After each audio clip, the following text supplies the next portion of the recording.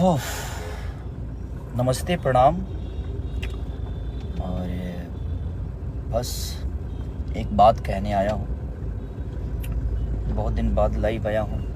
कलकत्ता में आया था मैं फेसबुक पे लाइव। और ये मैं किसी गाने के लिए नहीं आया हूँ और ना ही किसी सिनेमा के लिए आया हूँ। आज मैं लाइव आया हूँ बस सरकार से और हमारे संगीत कला से, जो हमारे तीन भाई जो सांसद हैं, मैं उनसे भी रिक्वेस्ट करने आया हूँ।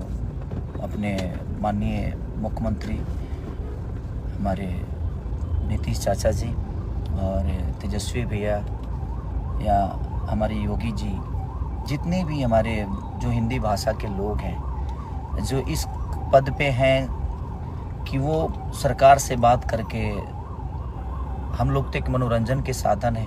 हाँ, जहाँ तक पैसे कौड़ी की बात है, अगर हमसे मदद वहाँ चाहिए तो उसके लिए हम हमेशा आजीवन खड़े रहेंगे। जो हमारी सक्षमता है, जो हमारी संपूर्णता है कि जहाँ से हम हैं वहाँ से हम हमेशा खड़ा उतरेंगे।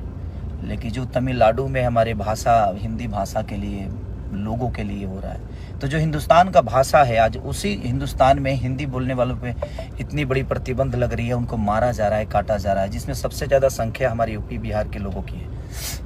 तो मैं बस अपने जितने भी मेरे मनोज भैया, रवि भैया, दिनेश भैया, मैं सबसे प्रार्थना करता हूं कि आप लोग प्लीज़, क्योंकि आप लोग सरकार में हैं, तो इस चीज़ को आप लोग जितना चाहेंगे तो इस सरकार से वो सरकार बात करके और हमारे हिंदी भाषा के लोगों के लिए और अपने यूपी बिहार करके खास करके लोगों की मदद हो सकती है।